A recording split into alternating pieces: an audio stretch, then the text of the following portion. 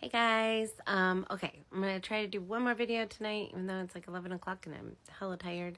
Also, I never noticed that I hold my chin a lot. I wanted to come on and talk about raise versus realignment. We have a lot of people who are newer to the county. They weren't here in 2019 when we ratified the last contract, and so people are a little confused about that. So, quick backstory. Back when we were doing our last contract, our battle cry was nurse retention.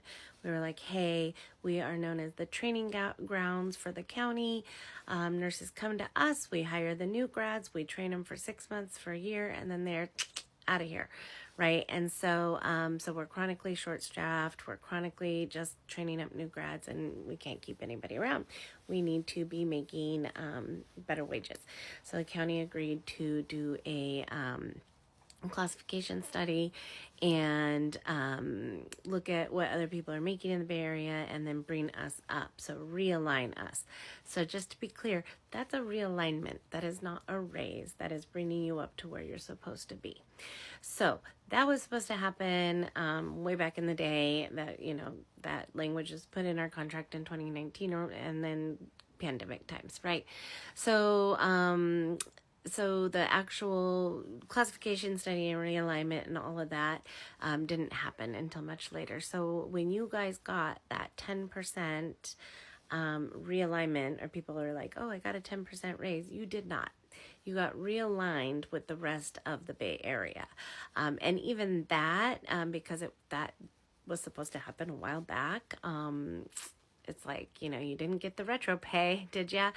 To all the way back to 2019. So yeah, again, that quote raise was not a raise. It was a realignment to bring you in line with the rest of the Bay Area. So that is what this infographic is all about. So let's talk about wages. Across the country, really big strikes have been happening, and hospitals are getting good contracts. They're like, oh, hey, we worked through this whole damn pandemic, pay us.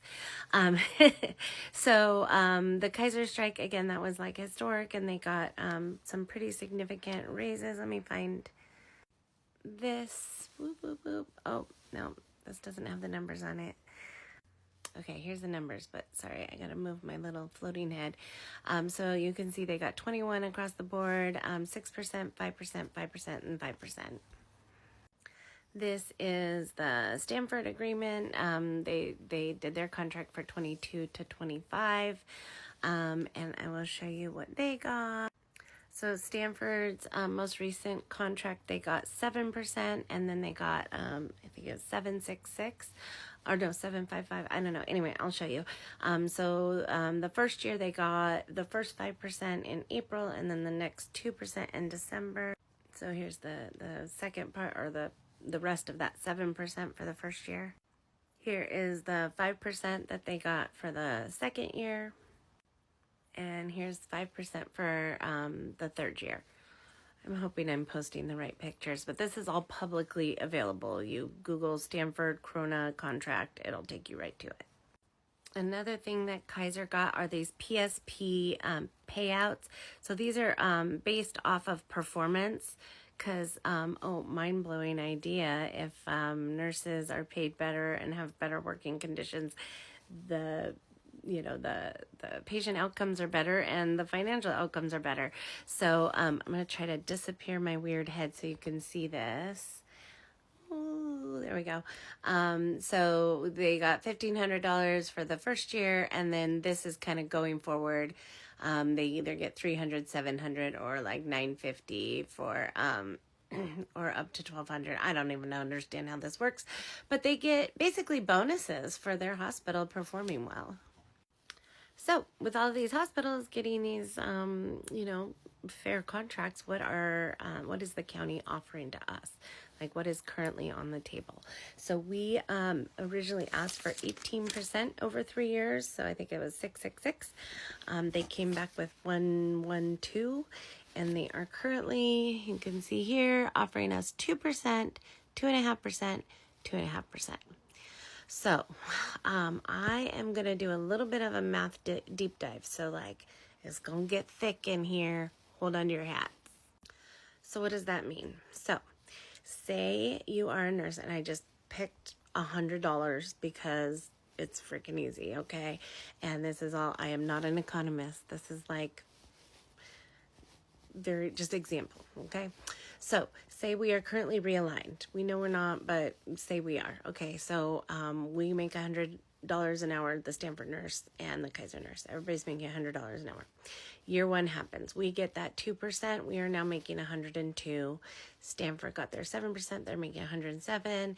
Kaiser got their 6%. They're at 106. You can see the numbers over year two. By year three, we're at 107. They're at 117 and 116. So they're making about $10 more an hour than us. So what happened to that realignment that we all got, that we fought for in 2019? That disappears. And then if you look at kind of yearly inflation, I put it at 3.8%, and I only got that from I looked at historic inflation rates from like the 1900s to 2022, and that was the average. We all know inflation is actually higher right now, but that's, I had to use a number. So if you do that, basically, I took, that 107% that or 107 that you would be making, but like take off that 3.5 or 3.8% because of inflation. So you're really only bringing yourself up to like $103 an hour. So you can kind of see what that calculates out to, like yearly wage. It makes a big difference. We're talking about them getting like 20 grand or over 20 grand more. So our realignment disappears. So again, this is what the county's coming back at us with. We're asking for, 667. They're offering us 2.5. It's not cool, you guys. It doesn't even keep up with inflation. So basically, at the end of 3 years from now, you're taking a pay cut. So if you kind of think about it that way. Another thing I'm going to bring it on back to is retirement. Lots of young nurses. I just barely started thinking about it. Sorry, I know I'm old and I'm like, oh crap, I should pay attention to this. So your retirement it's this whole calculation, blah, blah, blah. You can go on the CalPERS website and, sign in and figure it out. But it's based on your last, your final wages. Like, how much are you making when you retire?